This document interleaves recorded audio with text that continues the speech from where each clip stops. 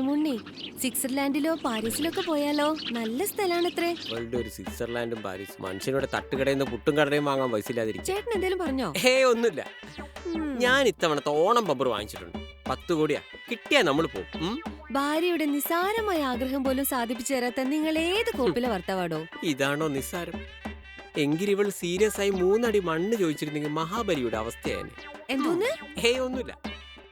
സ്വിറ്റ്സർലാൻഡിലും പാരീസിലും ഒന്നുമല്ല, പിന്നെ ലണ്ടനിലും ന്യൂയോർക്കിലും ഊളംപാറയിലും കുതിരവട്ടത്തും നമ്മൾ പോവും. നീ ധൈര്യമായിട്ടിരിക്കും, ഞാൻ ഗ്യാരണ്ടി.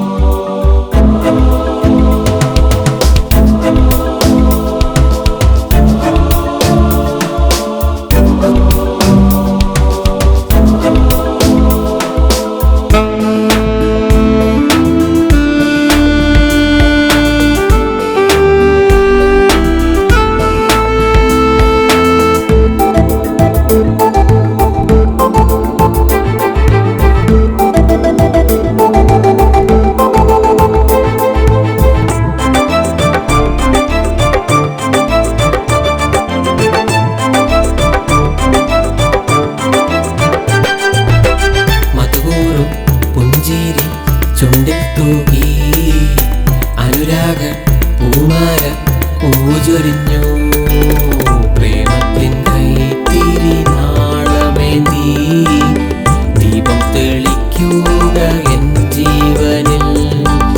പ്രേമത്തിൻ കൈത്തിരി നാളമേന്തി ദീപം തെളിക്കുക എൻ ജീവനിൽ.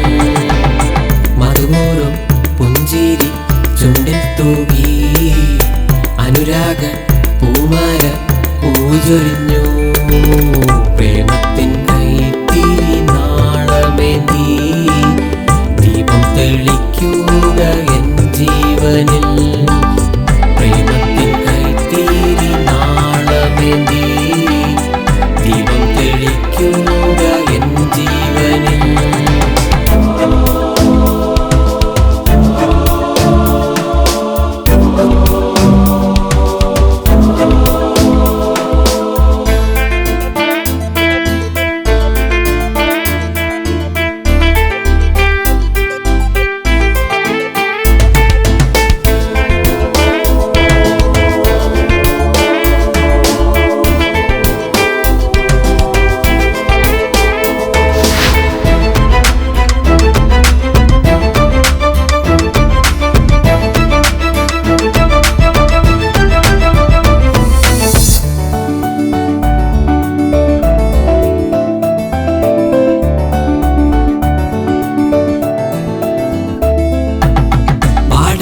സന്ധ്യയ്ക്കു മന്ദം വിരിയുന്ന വാസന്തപ്പൂവിന്റെ വാസനയും ഏകാന്ത സ്വപ്നത്തിൽ എന്നെയുണർത്തി പ്രേമഗാനങ്ങൾ പാടുന്നല്ലോ നീ. പാടാതെ സന്ധ്യയ്ക്കു മന്ദം വിരിയുന്ന വാസന്തപ്പൂവിന്റെ വാസനയും ഏകാന്ത സ്വപ്നത്തിൽ എന്നെയുണർത്തി പ്രേമഗാനങ്ങൾ പാടുന്നല്ലോ നീ. കണ്ണിമ വയ്ക്കാതെ നോക്കി നിൽപ്പൂ അപ്സര സ്ത്രീതൻ ഹാസ്യകേളി. കണ്ണിമ വയ്ക്കാതെ നോക്കി നിൽപ്പൂ അപ്സര സ്ത്രീതൻ ഹാസ്യകേളി. മധുപൂർവം പുഞ്ചിരി ചുണ്ടിൽ തൂകി അനുരാഗ പൂമാല പൂജൊരിഞ്ഞു പ്രേമത്തിൻ കൈത്തിരി നാളമേന്തി ദീപം തെളിക്കുക എൻ ജീവനിൽ. പ്രേമത്തിൻ കൈത്തിരി നാളമേന്തി ദീപം തെളിക്കുക എൻ ജീവനിൽ.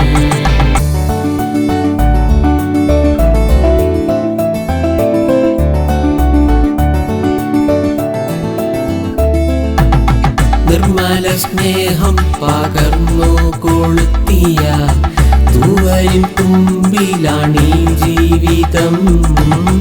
പ്രേമതരളം ദിവ്യഭാവങ്ങളിൽ ചന്തമായി ചേർച്ചയായി കാണുന്നേരം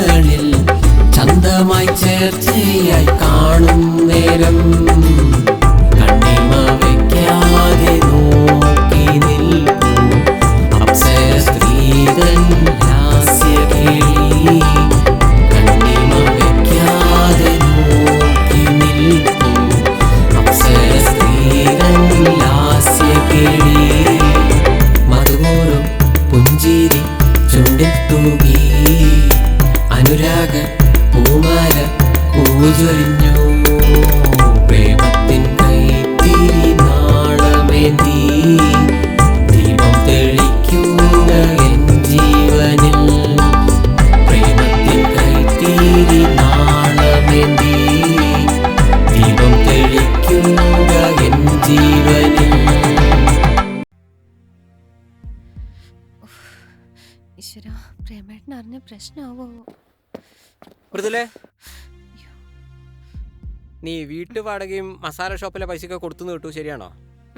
അത് മൃദുലേ, നീ സത്യം പറയുന്നതാണ് നിനക്ക് നല്ലത്. എങ്ങനെ നീ ഇത്രയും പണം ഉണ്ടാക്കി? അത് പിന്നെ